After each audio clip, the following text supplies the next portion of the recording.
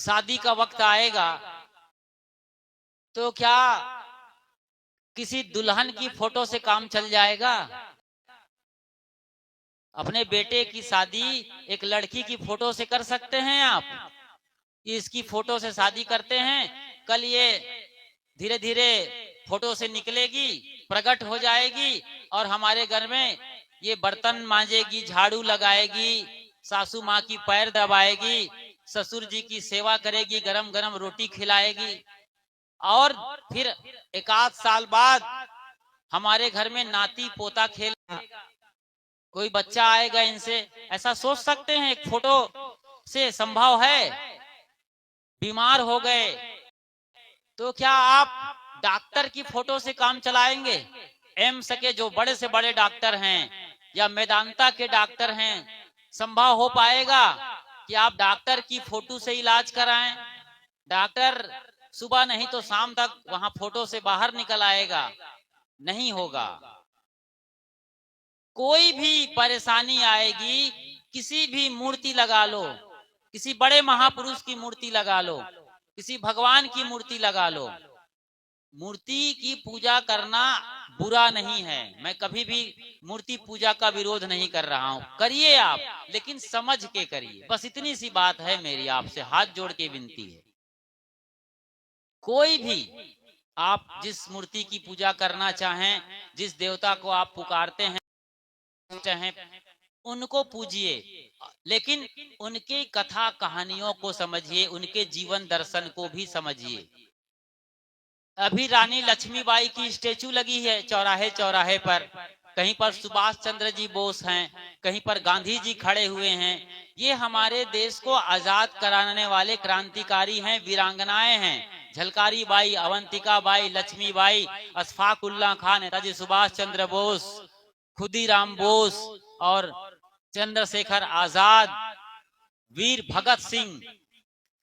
क्या हम इनकी तस्वीर लगाकर बॉर्डर पर रख दें, इनकी मूर्ति बना दें तो पाकिस्तान से हम बच जाएंगे? क्या ये मूर्तियां मशीन गन, राइफल, गोली, बंदूक चलाएंगी और हम सेफ रहेंगे?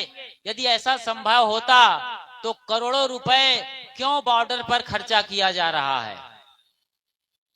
क्यों नहीं हम हनुमान जी को बॉर्डर पर लगा दें, एक गदा मारे कि पाकिस्तान का वो हरा रंग का नक्शा ही ग्लोब से बाहर निकल जाए। इधर त्रिशूलधारी शंकर को लगा दें चीन के सामने, तो फिर वो उनको ऐसा त्रिशूल चुभोए कि सारे चाइनीज भाग जाएं अपने देश छोड़ करके, क्योंकि चीन ने ही हमारे कैलाश पर्वत को हड़प लिया है। बताइए, भगवान का घर भी सुरक्षित नहीं है, कैलाश पर्वत पर चीन का कब्जा है। और आप कहते हैं कि सब देंगे भगवान, बस पूजा करो, आरती करो और सारी मांगे पूरी हो जाएगी। कबीर साहब ने बीजक में कहा है, पार्वती को बांझ न कहिए, ईश्वर न कहिए भिखारी, कहें कबीर की बातें कर्म की बात निन्यारी। पार्वती को बांझ नहीं कहेंगे आप भी कथा सुनते हैं, मैं आपकी ही कथा सुना रहा हूं, मैं कोई बात अपनी ओर से नहीं बता रहा हूं। पार्वती को गणेश कैसे पैदा हुआ था? लगता था कि बचपन से नहाई नहीं है, आज पहली बार नहा रही थी। पार्वती की कथा में आप जानते और समझते हैं, सबको मालूम है कि पार्वती नहा रही थी, जो मैल निकलता चला गया उससे गणेश बना दिया और कहा कि बेटा तुम रक्षा करो, प्राण प्रतिष्ठा कर दिया उन्होंने। अब उनके पिता आ रहे हैं, उनके पिता को ही पता नहीं है शंकर भोले को कि मेरा बेटा मेरे ही खिलाफ वहां पर खड़ा हुआ है। लड़ जाते हैं क्रोधित होकर के, आओ देखा ना ताओ, और गर्दन उड़ा देता है गणेश का, काट देता है। और भगवान सर्वसमर्थ हैं, तो जब पार्वती को पता चलता है खूब रोती है, मेरे बेटे को क्यों मारा?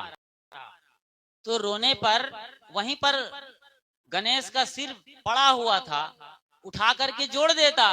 वो तो आदमी का सिर था, गणेश अभी आदमी का बच्चा बनाया हुआ था, अपना बच्चा मतलब आदमी की शक्ल में था। क्यों किसी हाथी का सिर लाया गया?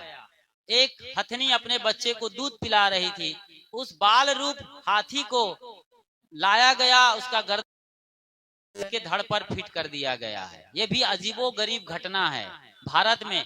बाहर के लोग इस कहानी और घटना को देख सुन करके हंसते हैं, तरस खाते हैं हमारी कहानी और कथा पर। लेकिन मैं कथा और कहानी को गलत नहीं कह रहा हूं, जो भी है सच है। तो साहेब इसी संदर्भ को लेकर बीजक में कहते हैं, पार्वती को बांझ न कहिए, ईश्वर न कहिए भिखारी।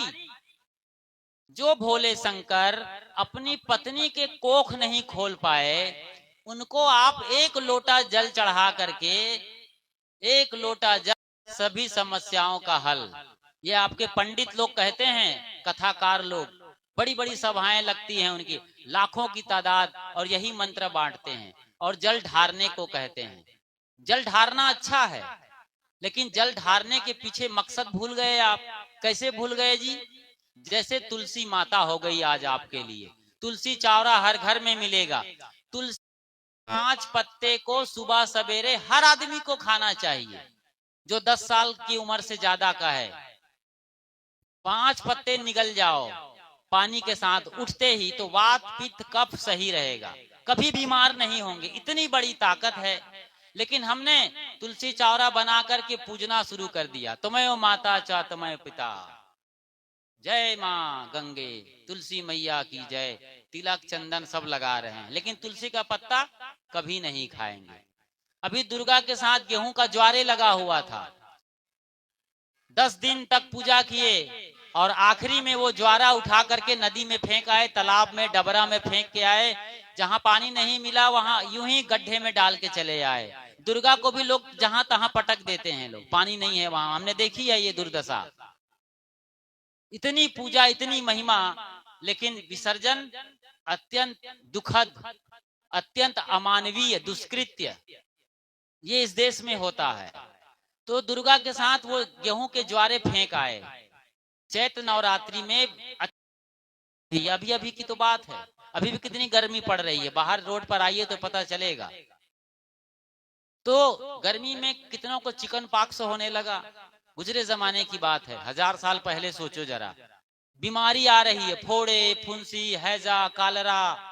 तब इतने डॉक्टर नहीं थे, हॉस्पिटल नहीं थे, मेडिकल साइंस नहीं था। 10-10, 12-12 बच्चे पैदा करते थे एक परिवार में, एक दंपत्ति, कोई एक आध बचता था। इसीलिए गेहूं के ज्वारे पीने से शक्ति आती, ताकत आती थी, बीमारी दूर होती थी, चिकन पॉक्स चला जाता था, छोटी माता, बड़ी माता, कितने रोग खत्म हो जाते थे। तो हमारे पुरखे चाहते थे कि हम लोग तो मर जाएंगे, लेकिन 100 साल बाद, 1000 साल बाद, 500 साल बाद ये ज्वारा का रस कोई पिएगा कि नहीं। तो उसको दुर्गा के साथ जोड़ दिया, शीतला मैया के साथ जोड़ दिया। लोग भूल गए, शीतला मैया की पूजा शुरू हो गई, दुर्गा की पूजा शुरू हो गई, और गेहूं के ज्वारे को फेंक दिया जाता है। बाबा रामदेव जैसे लोग आज गेहूं के ज्वारे को फिर से पीने का मैसेज दे रहे हैं, बोतल में भर के पिला रहे हैं। ये तो हजारों साल की पुरानी परंपरा है। सावन के महीने में भी रोग बहुत होते हैं। हमारे गुरु भाई हैं, जैसे ही बारिश पड़ती है उनके शरीर पर फोड़े हो जाते हैं। वो अपने हाथों में हमको दिखाया है, मैंने देखा अपनी आंखों से, हर साल की कहानी है। ऐसे ही कितने सारे रोग बरसात में शुरू हो जाते हैं। उसी बरसाती सीजन में जो बेल आता है, बेल समझ रहे हैं, बेल पत्ती जिसको आप लोग शिव के चिन्ह पर चढ़ाते हैं, बरसात शुरू हो, आप बेल की पत्ती 3-4 हर दिन खाना शुरू कर दीजिए, कभी बीमार नहीं होंगे, सारी बीमारी जाएगी। लेकिन आप तो उनको चढ़ाते हैं। अरे खुद को चढ़ाओ, शंकर भीतर बैठा हुआ है, उनकी खोपड़ी पर पानी मत डालो, अपनी खोपड़ी पर पानी डालो।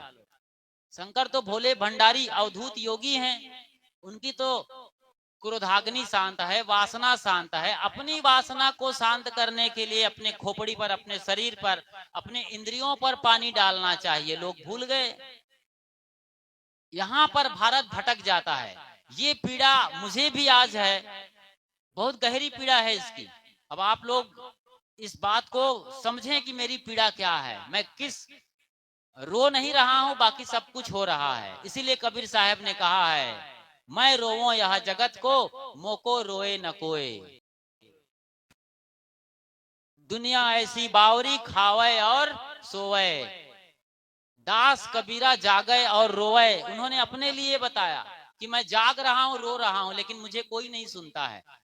सांच कहूं तो मारन धावे, झूठे जगपतियाना, संतों देखत जग बौराना। विचार करें आप, कहां गलती हो रही है इस देश में। इसलिए साहब आपको ठीक करते हैं, आदमी से बात करते हैं, योगियों से, अवधूतों से, बाबू भैया दादा बाबा दीदी बहिनी कहते हैं वो बीजक में, आपको संबोधित करते हैं। उनके मूल में इंसान है, आदमी है, कोई भगवान कोई परमात्मा नहीं है। आप ठीक होंगे तो परमात्मा अपने आप ठीक हो जाएंगे। क्या बिगाड़ है, भगवान कब बिगड़े हैं, परमात्मा में क्या गलत हुआ है, वो तो सदा सही है। आप अपने आप को ठीक करो। दुर्गा मैया कोई रही होगी दुर्गम लड़ाई लड़ने वाली, अपने जमाने में मुकाबला करी थी। अब आप भी दुर्गा बनो। जो दहेज में बहु बेटियों को जलाया जा रहा है, आप सासू माँ दुर्गा रणचंडी का अवतार बनो ना। कोई कौन जला सकता है, किसी की औकात है अपनी बहू को बेटी को जलाने का। कितनी दहेज प्रताड़ना में मिट्टी तेल डाल करके बहु बेटियों को जला दिया जाता है। अरे वो तो बहुत जलाना तो अब लगता है पुराने जमाने की बात है। अब तो बोटी बोटी काट करके बोरी में भर के उफनती नदी में फेंक दिया जाता है।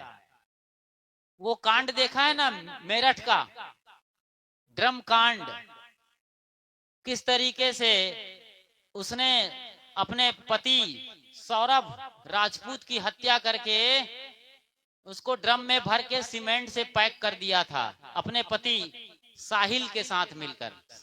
साहिल शुक्ला और मुस्कान की बात है, नाम कितना प्यारा है, मुस्कान स्वीटी, लेकिन काम एकदम राक्षसी। ये आज देश में हो रहा है और भगवान के मंदिर में हो रहा है, भगवान के आसपास हो रहा है।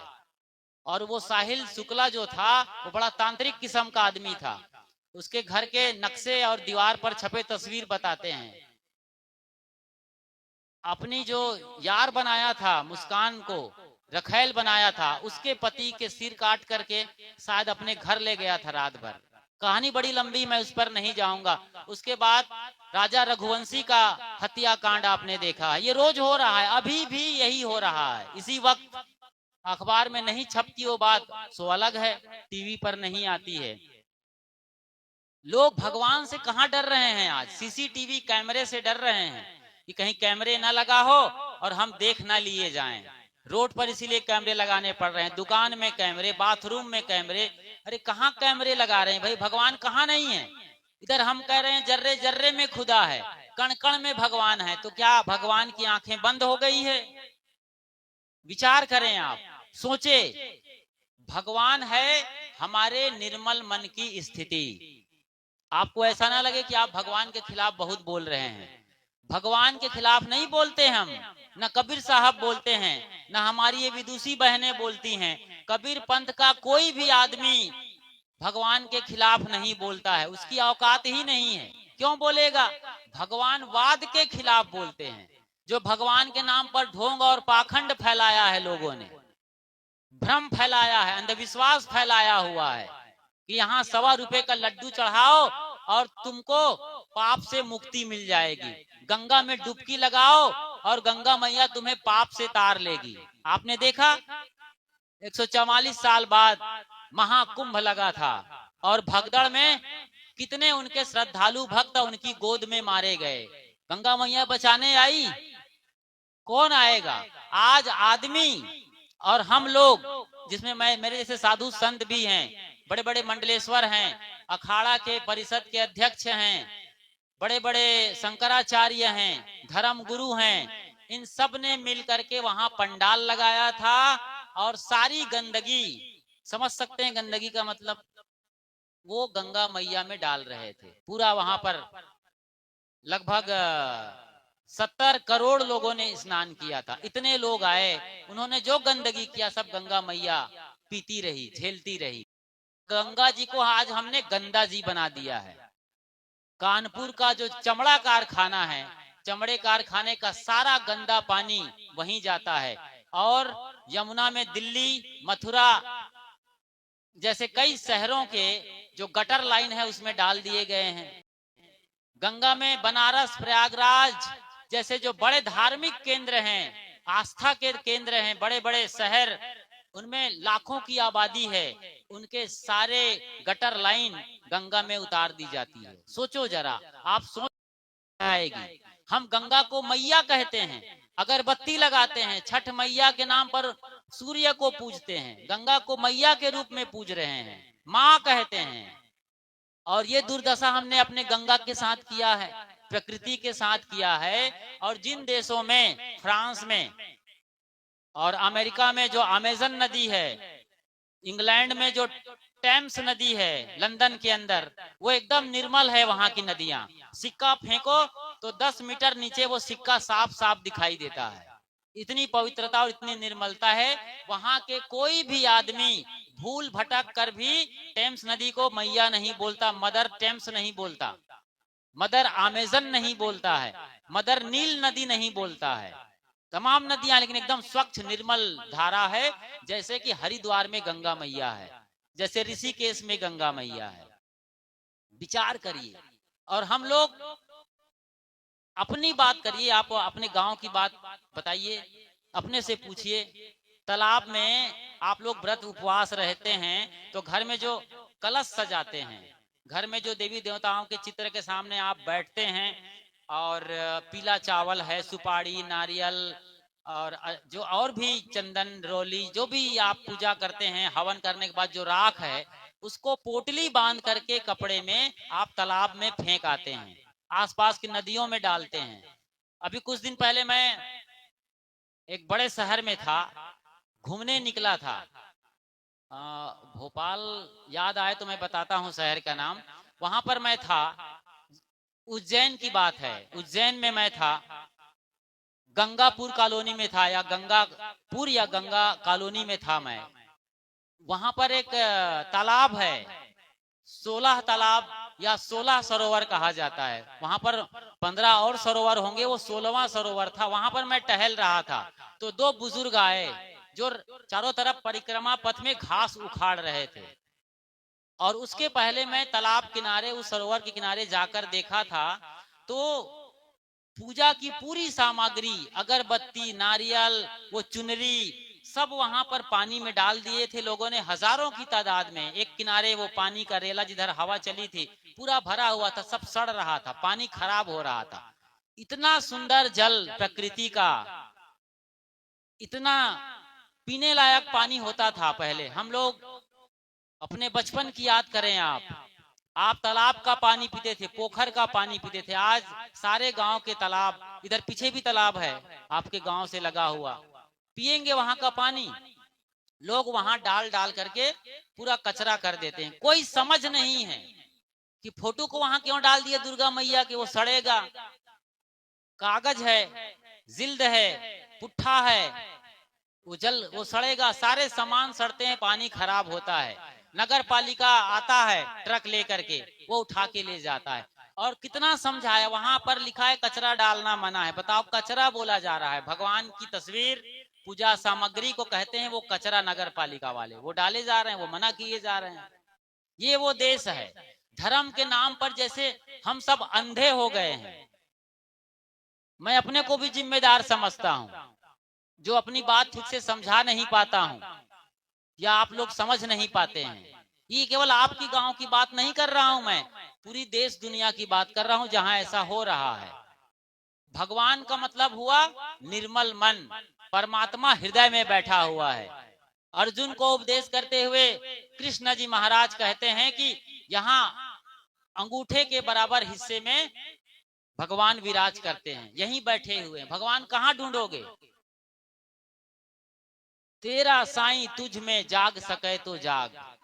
क्या भगवान की आवाज हमें सुनाई नहीं पड़ती? अच्छे से समझिए, अब आखिरी में मैं आ गया हूं। मैं आपके भीतर बैठे भगवान की चर्चा कर रहा हूं। कौन है जो देखता है, कौन है जो सुनता है, कौन है जो खाता है? आप तो मन के चलाए चलते हैं, लेकिन आपका भगवान रोकता है ना कि ये गलत काम मत करो। घोर अकेले में नितांत अकेले में भी आप गलत करेंगे। एक कहानी सुनाता हूं और कहानी के साथ सवाल करूंगा आप सबसे, और सवाल का जवाब सबको देना है क्योंकि सब जिम्मेदार हैं हम।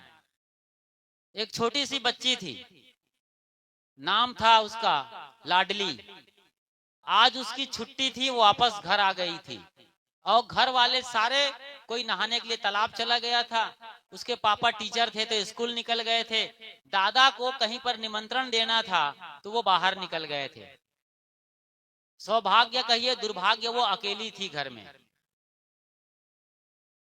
कोई रिश्तेदार आया मिठाई का लड्डू लेकर के, दर्जन भर का लड्डू, और दिया कि लाडली अगले हफ्ते रविवार को हमारे घर में उत्सव है, ये निमंत्रण कार्ड लो और ये लड्डू अपने दादा बाबा पापा को दे देना और बताना कि निमंत्रण मिला है हमें। अब वो लड्डू ले लिया, निमंत्रण भी ले लिया, घर में अकेली चली गई। अकेली थी, अभी उनके लोगों को आने में 3 घंटा टाइम था, 3 घंटे के पहले कोई आने वाला नहीं था, या कम से कम घंटा भर बाद भी कोई नहा के आए तालाब से तो। अब वो लाडली जो पहला गेट है बड़ा वाला बाउंड्री पर लोहे का, उसको बंद करती है, फिर जो मेन गेट है घर का उसको बंद करके अंदर छिटकनी लगाती है। अकेली है, डरती है थोड़ी सी, उसके बाद अपने कमरे में आती है, उसको भी छिटकनी अंदर से बंद करती है। घर में 6 लोग हैं, लड्डू मिले हैं 12। सोचती है कि एक एक लड्डू तो सबको, क्या 2-2 लड्डू मिलने वाले हैं, यदि मैं 1-2 लड्डू खा लूं तो क्या फर्क पड़ता है, कोई जानेगा नहीं।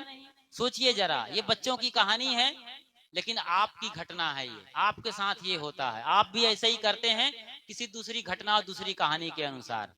अब वो लड्डू खाना शुरू कर दी, अच्छा लगा लड्डू, 2 खाना चाहिए था, धीरे धीरे 4 खा ली।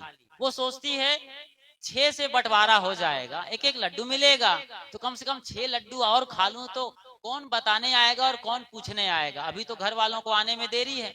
बच्चे ऐसे ही लालची होते हैं, मन में नियंत्रण नहीं है, बच्चे तो बच्चे हैं।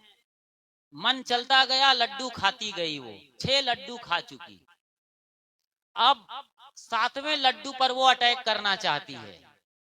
वो सोचती है कि ये 7वां लड्डू भी तो मुझे मिलेगा, एक लड्डू का तो हकदार मैं हूं ही।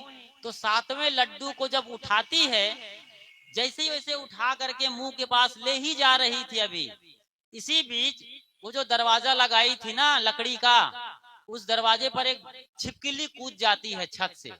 छिपकली जैसे कूदती है, उसके दरवाजे में खड़खड़ाहट की आवाज आती है, हल्के से दरवाजा हिल जाती है।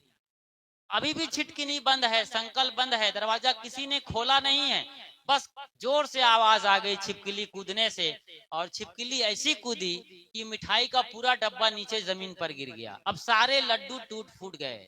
अब आप में से कौन बताएगा हाथ उठाकर सबसे पहले, उसको इनाम दिया जाएगा 100 रुपए का, और एक नारियल भी मिलेगा। जो बताएगा सबसे पहले कि उस लड्डू के डिब्बे को किसने गिराया, कौन बता पाएगा, बताओ।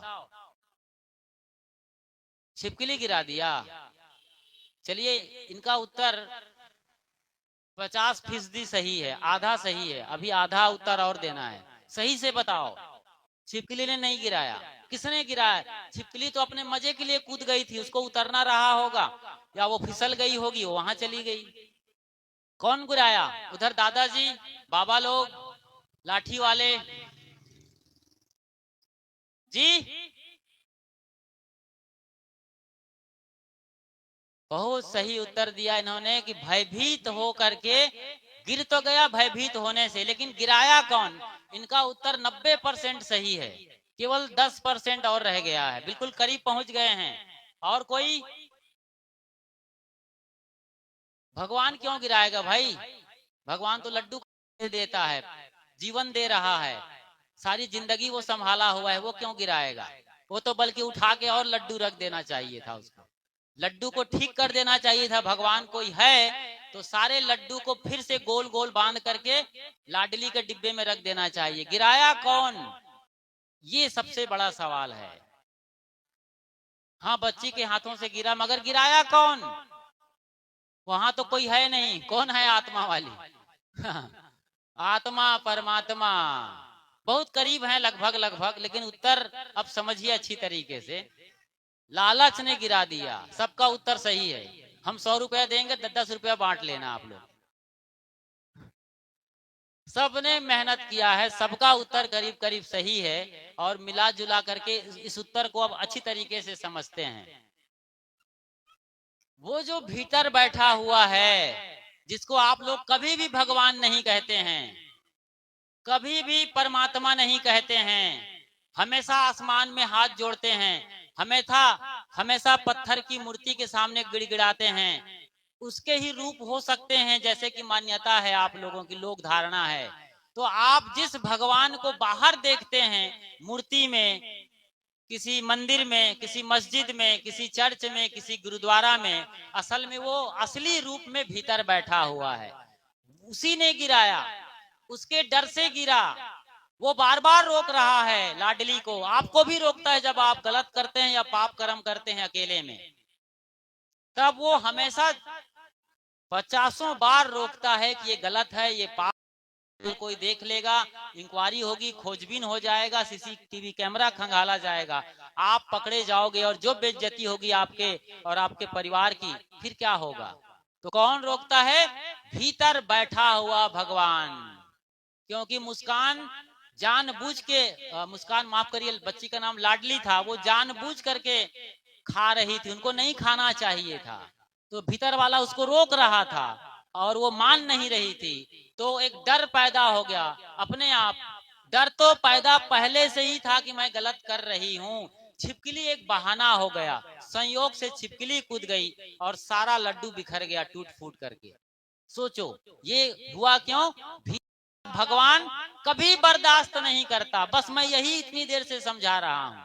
आप ब्रह्मा को पूजिए, ब्रह्मा, शंकर, विष्णु, महेश, जो भी आप कीर्ति देव हैं, या 33 करोड़ या 33 कोटि देवता हैं, किसी देवी देवा की पूजा करिए, मैं कभी मना नहीं करता। जहां मर्जी वहां जाइए, किसी गुरु से मिलिए, किसी ओझा सोखा बैगा के पास जाइए, लेकिन सब पुकार भीतर वाले को लगाइए। इसकी सुनिए, आखिरी में फाइनल डिसीजन ये आएगा, यही थर्ड अंपायर है, लास्ट अंपायर यही है। इससे बड़ा कोई आपके लिए जज नहीं है, कोई न्यायमूर्ति नहीं है। असली न्यायमूर्ति भीतर बैठी है। न्यायमूर्ति की शक्ल में ढेला माटी, गोबर, प्लास्टिक, लकड़ी, पत्थर, अष्ट धातु के, ये बाकी जो कार्बन कॉपी वाली मूर्तियां हैं वो मंदिरों में हैं, कहीं और किसी देवालय में है, कहीं और किसी पीठ पर बैठाए गए हैं। वो केवल एक प्रतीक हैं, एक उपाय हैं। जैसे प्लास्टिक या लकड़ी या धातु के डॉक्टर से आप इलाज नहीं करा सकते, ऐसे ही किसी कागज की फोटो की बहू नहीं बना सकते। किसी बढ़िया गुड़िया मिल रही है, आजकल तो सब चीज उपलब्ध है, डॉल मिलते हैं, हर तरह के डॉल हैं, बिल्कुल आदमी की शक्ल में रोबोट बन गए हैं। आपकी बहू से भी बढ़िया काम करने वाली रोबोट आ गई है, लेकिन उसे आप शादी नहीं करेंगे अपने बेटे की, मुझे मालूम है। तो आप इसी तरीके से समझें, भीतर भगवान को आप तिलांजलि देकर, इसकी बात को ना सुनकर आप बाहर की भगवान को कहां सुनेंगे, और कहां सुनता है कोई आदमी? तो भीतर भगवान को आप समझें, भीतर की यात्रा करें। ये कैसे संभव होगा कि हम अपने भगवान के साक्षात्कार करें, उनके दर्शन करें, उनके अनुभव को ठीक से गहराई से महसूस करें? इसके लिए बहुत जरूरी है कि आप एक सच्चे सदगुरु करिए। सच्चे सदगुरु के दरबार में ही ये संभव है कि आप अपने आप से मुलाकात करेंगे, असली परमात्मा से दर्शन लेंगे और आपका भला होगा। तो ऐसा ही करिए, अपने भीतर के भगवान का दीदार करिए, आप सबका भला हो। बाहर भी पूजा करिए, लेकिन असली पूजा के रूप में जो भगवान बैठा हुआ है, उसकी बात को सुनिए, उनकी बातों को मानिए, और अपनी आत्मा की पुकार को सुनिए। भीतर के जो आवाज है, इनर साउंड है, आत्मा की पुकार है, उसको नजरअंदाज करके आपको कहीं भी सुख शांति नहीं मिलेगी। ठीक ऐसे ही कितने ही बड़े कार्यक्रम में चले जाएं, कितना ही खाने को मिले, कितने ही लोग बाग मिले, लेकिन जब आप अपने घर में लौटते हैं, टूटी खाट में और फटी चादर पर जब सोते हैं, तो कितना सुकून मिलता है। अपने घर में लौटो, आत्मा में लौट आना ही सत्संग है। बोलिए श्री सदगुरु कबीर साहेब की जय।